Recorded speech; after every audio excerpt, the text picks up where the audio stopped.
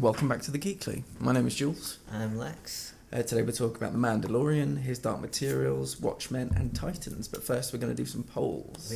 We have so many polls. So many polls. Yeah, we went kind of crazy last week. So the first one, on the back of Ben Affleck and Gal Gadot tweeting release the Snyder Cut, we asked the Twitterverse, should the Snyder Cut be released? And 61.9% said yes. 14.3% say it doesn't exist. I kind of was in the ambivalent camp. Now I'm just against it because so many of the people who are dying for the Snyder Cut are just so obnoxious and horrible about it. It's just, I don't think they deserve it. Fair enough. I'm desperate for it.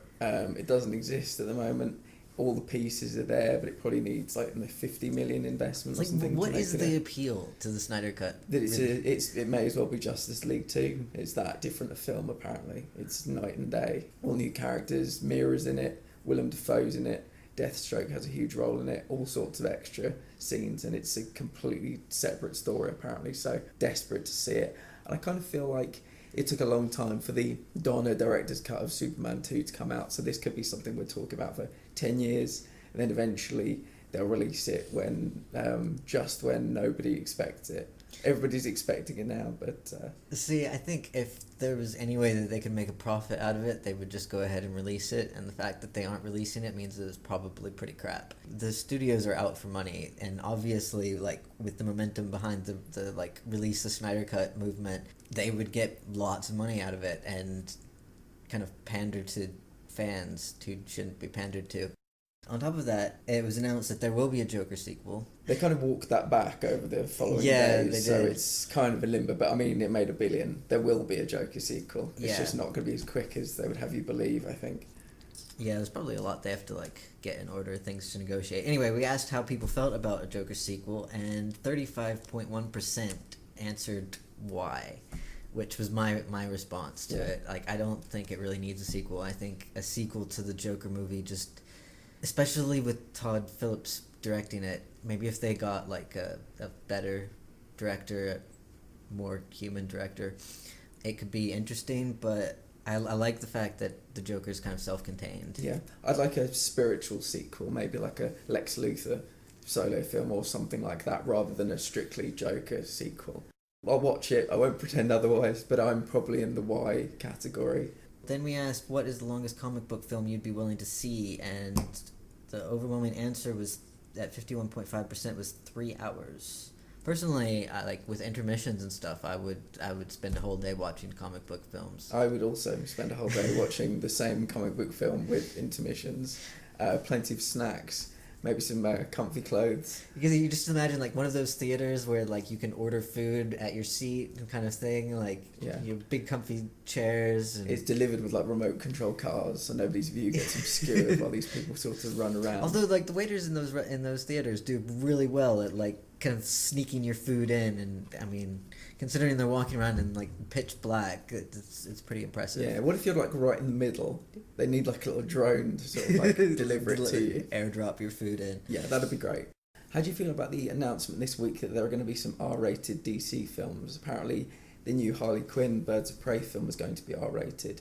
Apparently Suicide Squad is going to be, or I should say The Suicide Squad is going to be R-rated. How do you feel about that? Because I was very happy with that. I think it's great. Yeah. I mean, one of the things I love about DC over Marvel in the comics is the darkness and the grittiness, and that they tackle very adult subjects a lot. And I think it's great that the movies are going to start reflecting that a bit more. Yeah, let the Marvel have the kind of kids PG-13. Yeah. Maybe DC should DC should definitely be a bit more grown up than Marvel. I mean, that's been the division between the two of them always in my head, that Marvel's a bit more for the kids and family friendly, and DC is something else a little bit. But yeah, I think it's great.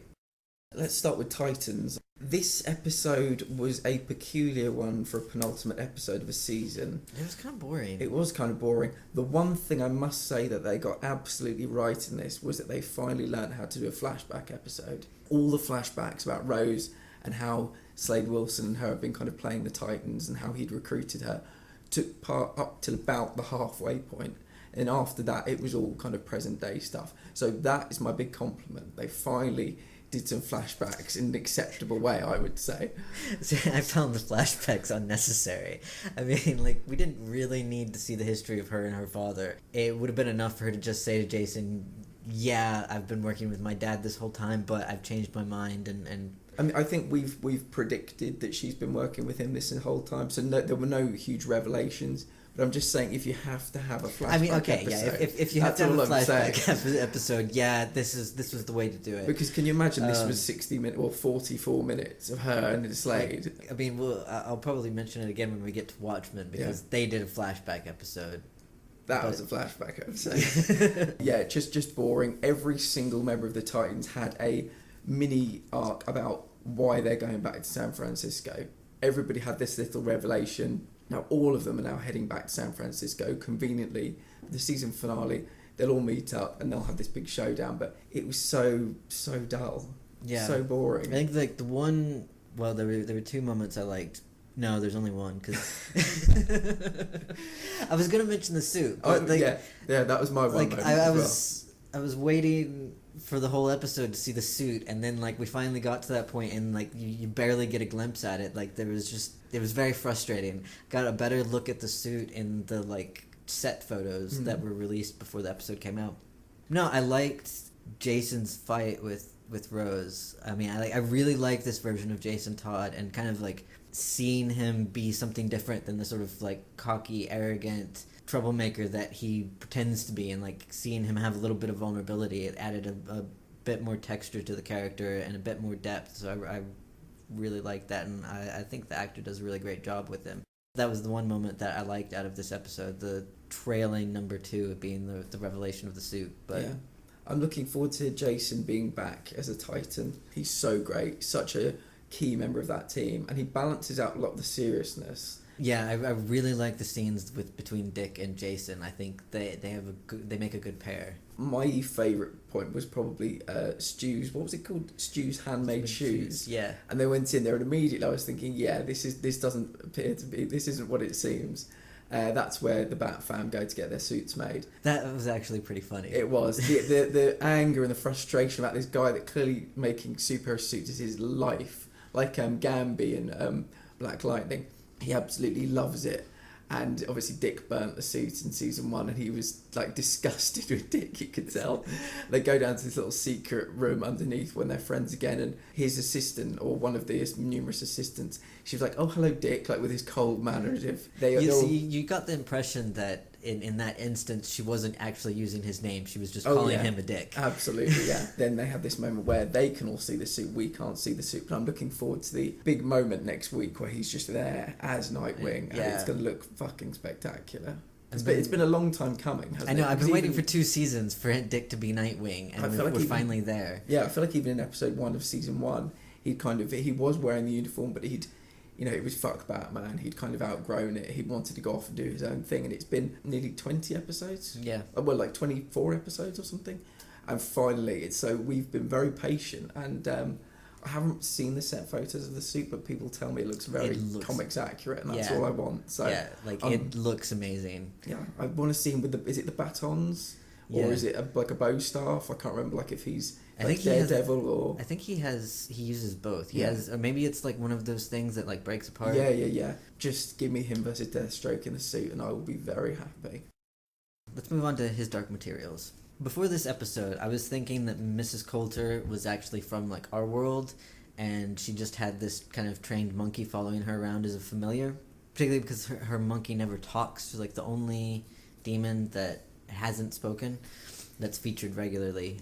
There are a lot of them just kind of floating around the background. Now I'm wondering like if she's a witch, because they mentioned in this episode that the witches can send their demons away, which nobody else can do. So those are my 2 theories right now. She's either from our world or she's a witch. I think that's a very good call. I didn't really enjoy the episode. Really? No, it was a 15-minute story told over an hour. That was kind of my problem with it.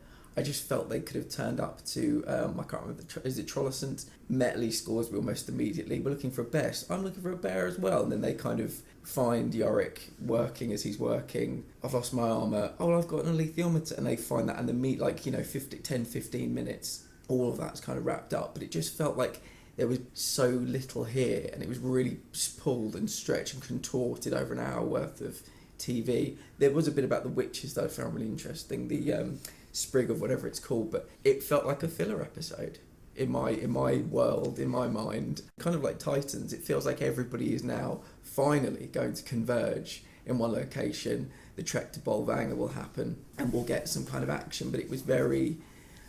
Everybody was talking, everybody was expositioning, everybody was standing around, and that was... So I found it quite a boring episode. But again, it's so beautiful, and everybody's so well cast, and it's all so well acted. So it's still a pleasure to watch. But yeah, just kind of last week I said this is my least favourite episode. This week again, now I'm saying this is my least favourite episode. So yeah, I didn't really think of it as a filler episode, but I watched it directly after Watchmen, so it kind of, I mean, Watchmen is pretty spectacular. it is, yeah. I sort of viewed this episode more as a character development episode than, I mean, like, as you said, a lot of people were standing around talking. We got to see Lyra use the alethiometer some more to do various things. We met Yorick, who looked amazing. Oh, I mean, that is just superb. That was some of the best CGI I was TV I was kind of I've ever nervous seen. about like what the bear was going to look like, because I mean the demons look really good, but they're kind of small. They're not central figures. They're usually off to the side somewhere. You're just kind of like hanging out. But Yorick was going to be like, you know, center stage, so it was really important that he looked good, and he did. He looked amazing. Love the voice as well. Yeah. I'm looking forward to him. He's got his armour back on. I'm looking forward to him going up against the other bear next week. Really good. What did you make of Lee Scoresby? I don't remember him from the books. There's a lot I don't remember from the books at this point in time. I only have like a vague recollection of what happened. And he was alright, but I think overall he's potentially unnecessary. He was played by Sam Elliott in the film version, like an older southern gent, and that was kind of what I was expecting. And so Lin-Manuel Miranda, it just didn't really work for me. It felt a little bit forced. He was quite full of catchphrases, and he felt like a cross between Han Solo and like a used car salesman. I know he's like a grifter, that's kind of the idea. I mean, but he's... This portrayal of him is kind of like the quintessential stereotypical con man type. Yeah. There wasn't really anything new or complex about the character. He was just kind of this fast talking, kind of smarmy, vaguely sketchy guy who just kind of got into fights. Even the banter between him and his demon was kind of predictable. Yeah, I think they could have been more inventive. They got him singing, obviously, because why would you not when Lin-Manuel Miranda's about? But I just, not too into this episode, unfortunately. The one thing that bugged me, and it's like has absolutely nothing to do with the plot, but there was like this guard thing. One of the places that Mrs. Coulter went, there were all these guards, and every single one of them had an identical demon. And it was just like, logistically, how does that work? Do they only hire people who get demons that look like that? Do they start like training them before they come of age and like force their demons into a particular form? It's just, you can tell there's like a 6'4" hard man that's got like a butterfly demon, and he's just like, oh god, like it's his personal shame. So embarrassed about it. I will say that Lyra is verging into my least favourite trope in film and TV is the children that know more than the adults, and not just that, but they will then make the adults look like fools. I'll take it a little step further. Lyra is verging into that, and I have read the books, and I'm aware that she is this. There's this whole mythos about her and this prophecy or something to do with her, and so I know that she's the key player. But yeah, she made them all look like mugs this week, and it was a bit much. So that's I mean it was a pretty big switch, because like last week she was still very much the kind of scared, confused, angry child, and this week she seemed very adult. Yeah. And very in control and very confident of things that she shouldn't really be confident in yet. So I think they sort of jumped the gun in her character development and making her too kind of cocky too soon. Like you said, it made the adults look like idiots. Yeah, I mean, there's a balance to be struck. In this episode, it definitely went the wrong side of the line. I think my only explanation is that we saw Mrs. Coulter kind of getting her way, not blackmail. Was she blackmailing? I can't quite remember, but she got her way through kind of nefarious means. And then they showed that Lyra, maybe the apple hasn't fallen too far from the tree. She was a manipulator as well. Maybe manipulation's more the word I'm looking for. So they had this mother and daughter both kind of manipulating people in different ways during the episode, kind of mirroring each other. That was the only kind of reason I could kind of come up with. If they're doing that, then great.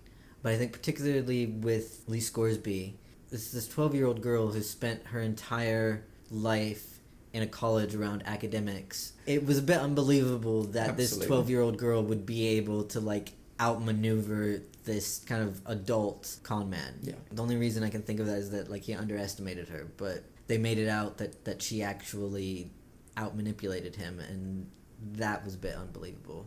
I think we both agree, yeah, like you said, least favourite episode of the week. My 2 favourite episodes are our next 2, so I'm looking forward to moving into this. Let's finish with Watchmen. Let's do The Mandalorian next.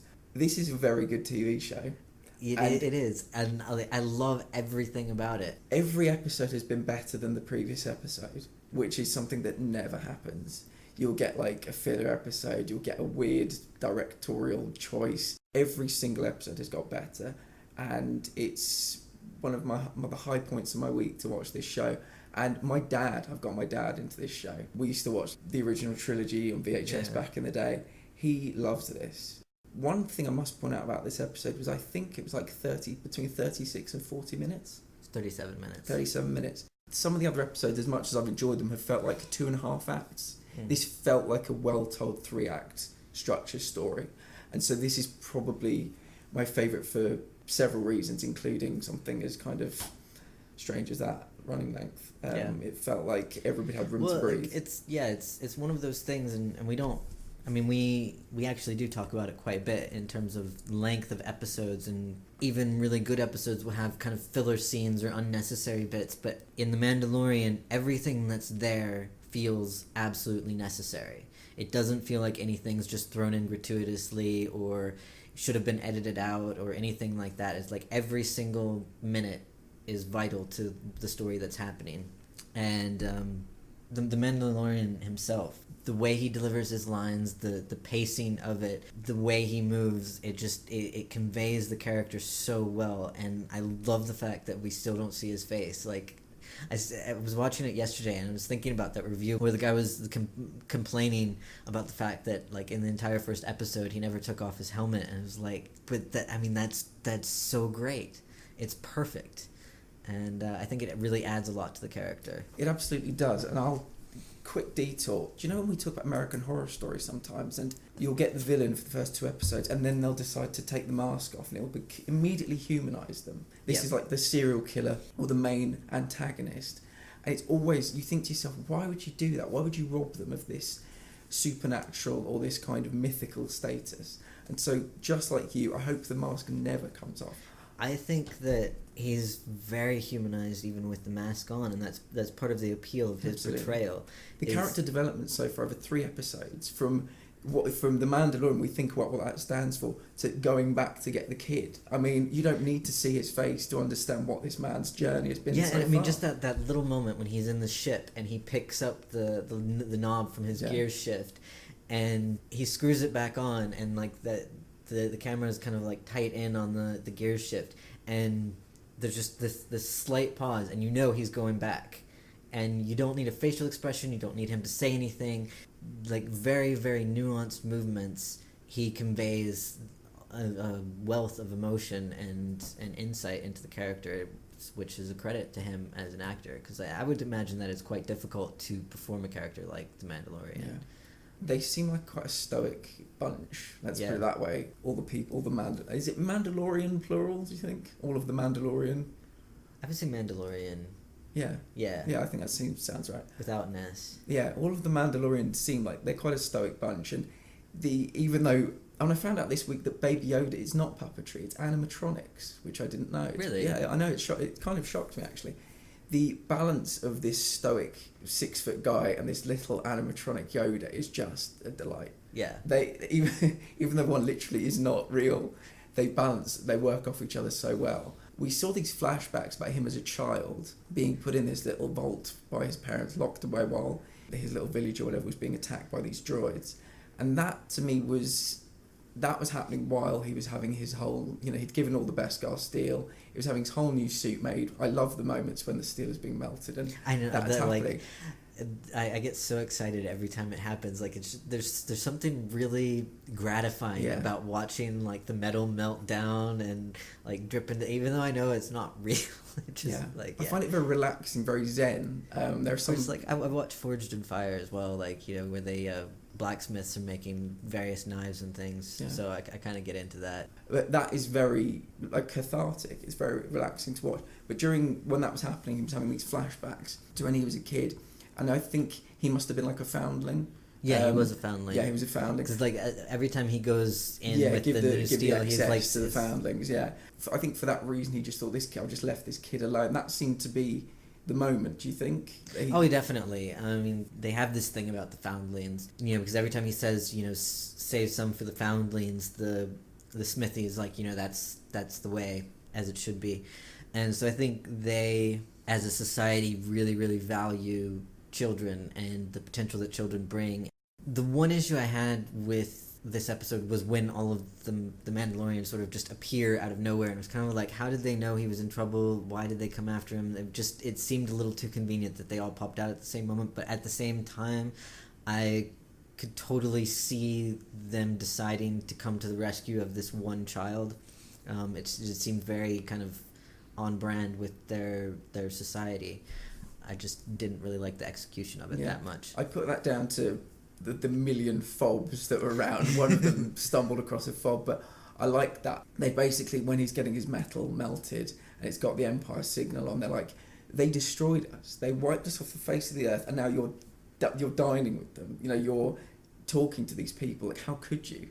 And he was basically saying, look, it's just business. But then when he decides to go back on his word, destroy the Empire, destroy these stormtroopers, take the kid, that was the moment I think that they thought, okay, like he made a mistake, he's come round. And that was it was a bit like all the Iron Man suits kind of flying around at the end of Iron Man 3. And when they came to help him, it reminded me kind of like the boat that rocked when the boat sinks, and like they all realise that they're about to drown, and you see this myriad of little ships coming out to save them all. It was so beautiful, and they knew that they're going to have to move was it conclave or something? Yeah. They knew they're going to have to move that. They knew that they weren't safe there anymore, but this is the way. They have this, when all the fobs went off and all the bounty hunters were chasing him down because Werner Herzog had turned the fobs back on, you knew that there was no like respect among bounty hunters, but there was this honour among the Mandalorian, and I just love that, because I mean, we know who Boba Fett is, and we know is it Jango Fett, the other one? Yeah. But we don't know much about. We're being drip fed things about the Mandalorian, but this told me everything I needed to know about them. They were so jealous of him having this new suit of armour made, obviously pissed at how he got the metal, but there is respect, there is honour, and I just love that. It fits in really well with the whole like space spaghetti western style, because it does, like the code of the Mandalorian sort of reminds you of the Gunslinger's code, where you have this world-weary, battle-hardened hero who does kind of have a soft spot for kids and the vulnerable, and has this idea that they need to be protected, and is willing to do anything to protect them, and this kind of goes around putting order into disorderly places. And I think, Mando fits into that like really, really well. Can we talk about his arsenal for a minute? Because he's got this huge gun that seems to be half vaporizing sniper rifle, half cattle prod, which is an amazing weapon. He's got his blaster. He's got his flamethrower, which is something that they could have held back on, but he's used in every episode, which I really love. Love a flamethrower. He's got his knife, which he used to kill that mudhorn. The whistling birds were fantastic. Great visual. Kind of reminded me of Iron Man's, like where you can pick out the bad people from the good people.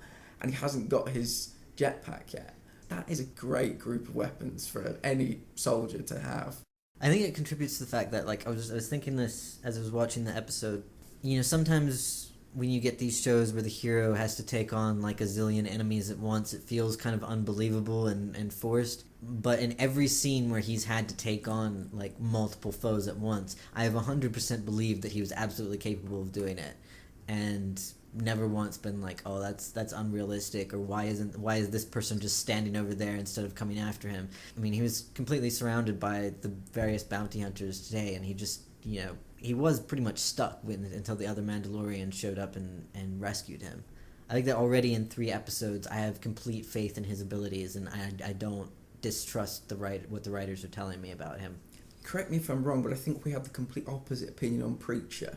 Yeah. When we were in season 4, and he was taking out hordes of people. And we were like, how the fuck is this guy doing this? He's a preacher and a con man. Whereas, with the Mandalorian, I'm like, yeah, he can kick ass. In that moment, do you think he kind of accepted death? Yeah, that's sort of what because he stopped, and like he's the Baby Yoda opened his eyes, and they kind of shared a moment together, as much as you can when you can't see one character's eyes and the other character isn't real.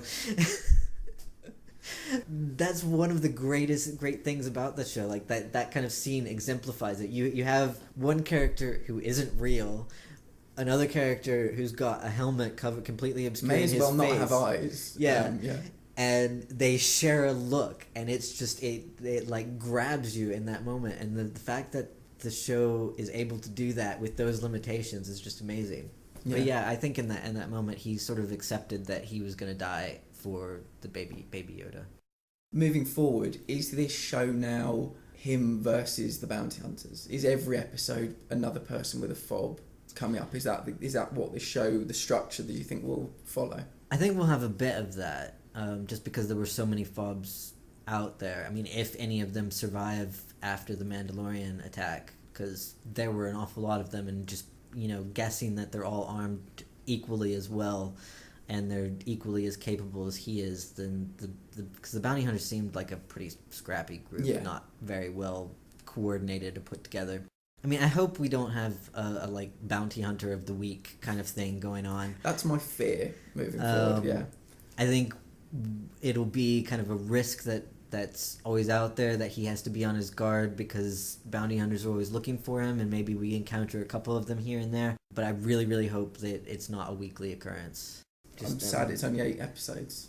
Yeah, I mean, I would happily watch endless episodes of this, and hopefully we won't have to wait too long for more.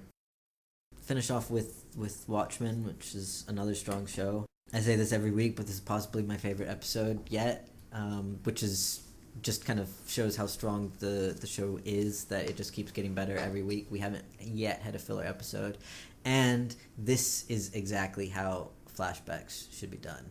I think this episode has kind of validated the show within the larger Watchmen canon. I think that this is a revelation akin to us learning that Alfred is the biological father of Bruce Wayne. The learning that Jason Todd was under the Red Hood, he didn't die.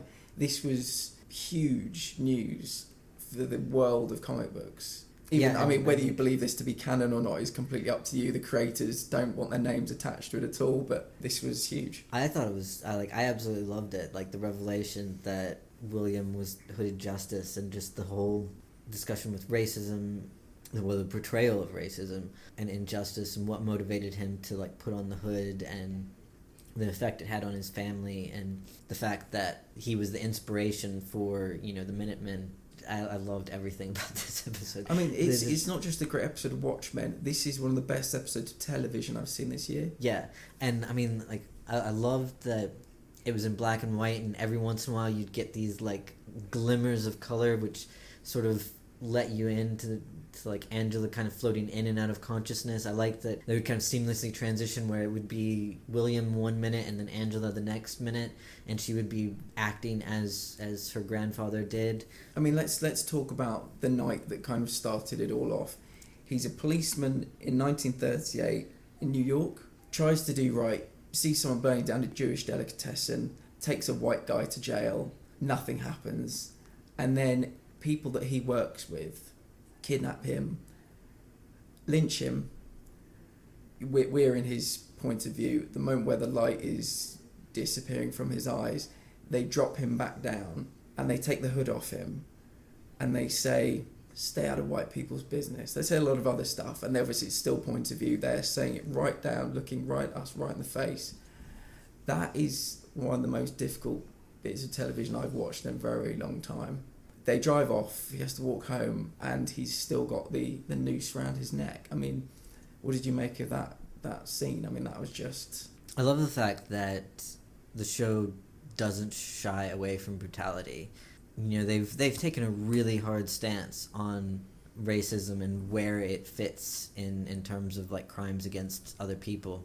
The thing I liked was when he got, because prior to this, his wife kept telling him that he was angry, and she was concerned that he'd become a cop because now he had weapons, and he was a very angry man, and he was like, no, I'm not.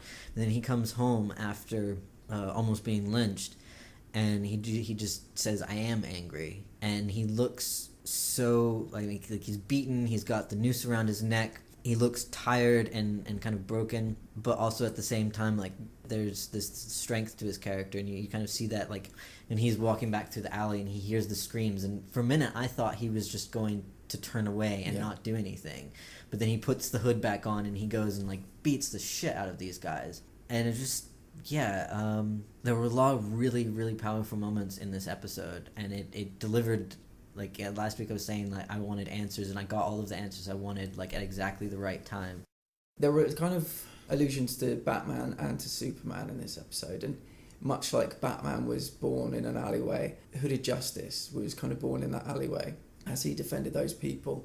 That moment led to the creation of the Minutemen, which obviously fed into Watchmen.